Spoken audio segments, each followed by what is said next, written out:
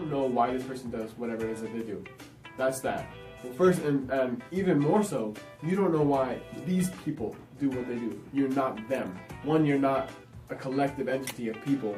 And two, you're not even similar, these people are not even one of these people, so you don't know exactly why they're doing what they're doing.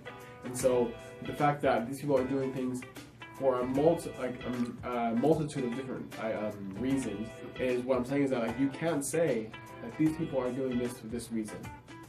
You can say this might be one of the reasons why these people are doing this. The reason, the thing is, the issue doesn't matter the reasons when they're coming and killing people. Like Guatemala, yes, when they kill the people for all, didn't matter why they did it. Doesn't matter why people put other people in massacres. Doesn't matter why. Why? That's not the issue. The issue is you're not supposed to kill people for the love of money. I mean, that's why we follow a book of the world. That's why there is religion, ethics, righteousness. Why does the reason matter? And ethics exist outside of... Also, the reason don't matter? No, about why? The nature of people, and you're talking about... essentially hold on, I'm losing it. You're losing it because I'm recording you. And you started thinking about I'm recording you, and then every time you think about... No, I'm losing it because you kept on going for a long time.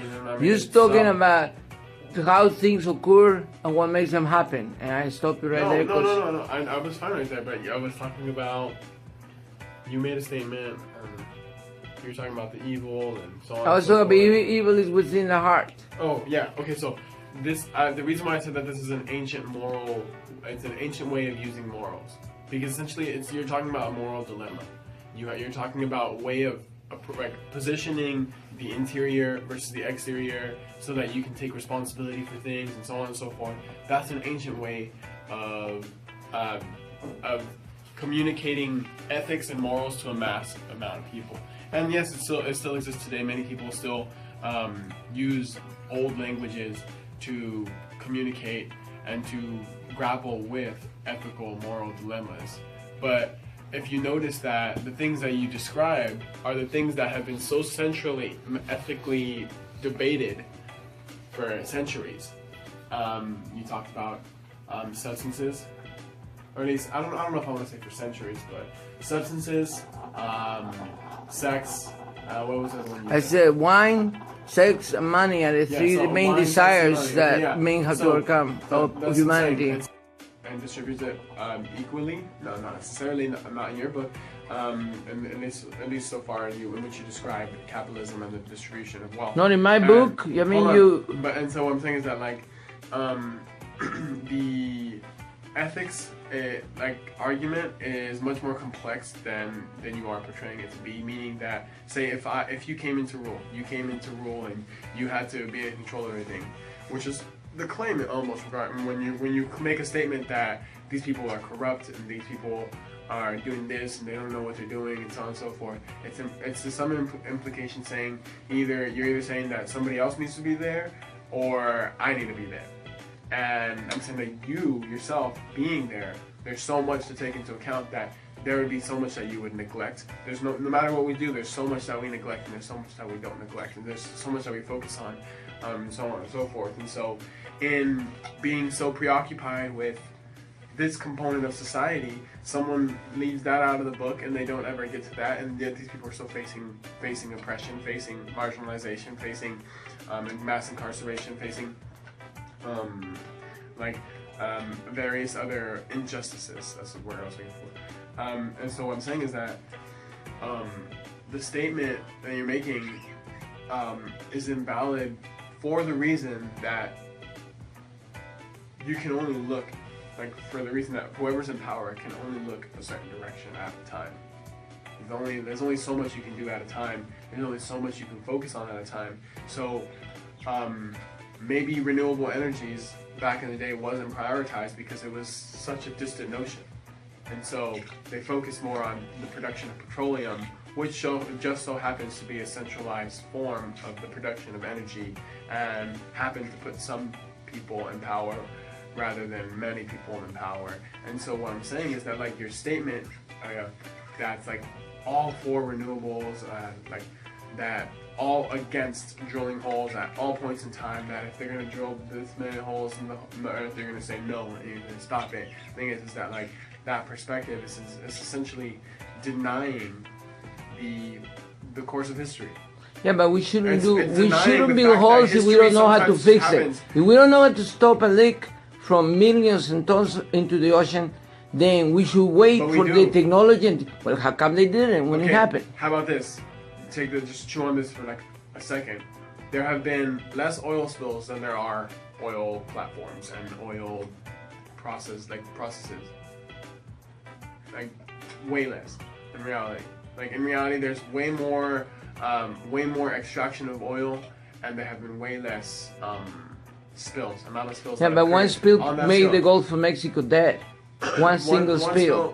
It only takes one time. You only lose one life. We only have one Earth. On the type of the spill. We only have one Earth.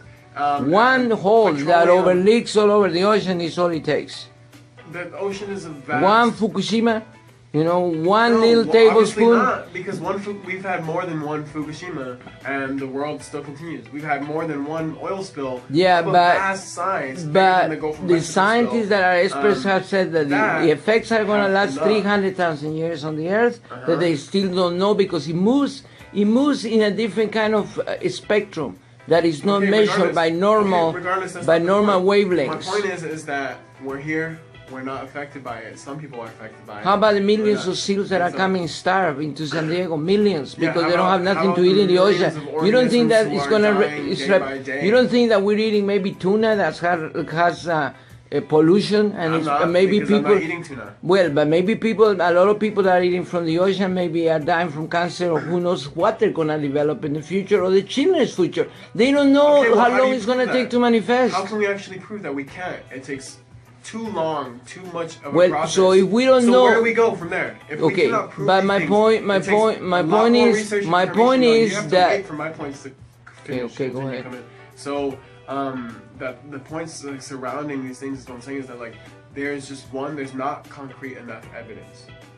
So for these things, so you can't make a statement, an overarching statement that says these people tend to be like are this way. These people have done this, and these people only do this for this reason, or do this for that reason, and so on and so forth. Because people do things for many reasons, and not even just many reasons. You think I care why you take my eyes out? I only have a set of eyes. If you take them out, am I going to be worried why you did it? Why did you take my eyes out? The reason why you can't dumb down one interaction like that to the fact that you used the analogy earlier of like somebody coming in to shit on your bed, that you're not going to sit there and watch them shit on your bed, like because you can't narrow it down to such a simple action, because actions in the daily world don't have a simple cause and effect. Like he doesn't come in here. Yeah, but people only have one life force. You cut their head, they only have one head. You cut their head, they're dead. However, though, what I'm saying though is that like people come in and they shit on your bed. That's only one. That's like you have a cause, like you have the cause and effect. Now there's shit on your bed. That's it. There's nothing more to it. Yeah, but I didn't say my bed. I said everywhere. I said 20 people came in my room and shit all over my apartment, which is what they're doing in every city, in every way, in many different aspects. That just takes it to a different level, but it's the same statement. It's the same statement that's saying people come in, do this, and this has this effect. But that is not the case. Society, nature, culture, all these things are so intertwined in a way that one action cannot have one effect. One action can have many effects. Many actions can have many different effects and many different combination of effects. And so I'm saying it's... Yeah, but it stinks. And it's thinking doesn't let me think. So I can't think with this thing. Your statement of saying that like don't allow a hole to be drilled in the ocean or so on and so forth is a statement that not only... I didn't say don't allow that. I said learn how to clean up the waste before you destroy the earth. I'm advocating for the earth.